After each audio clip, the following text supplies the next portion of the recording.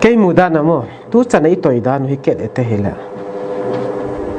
exposure do in kamu thing taken gen mai ka exposure hi fight deal hi lovin kamu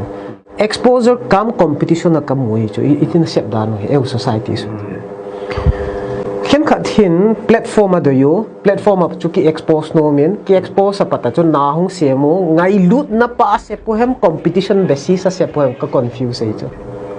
ale tun example la ITLF bangchu land and forest issue adinga laki form ka he amawin abolding dol takuchu ziab chorchanpur town na chu tribe jizat kisi khoma ji ITLF kisi ma hi tiwai le okay fine chorchanpur town na ajung confine hen lang and then when it comes to a political things they should not involvement na nail diu kat jikha al hum ki tok ta lo ding ya formation no tole ITLF in a bolding chu ke muda na hin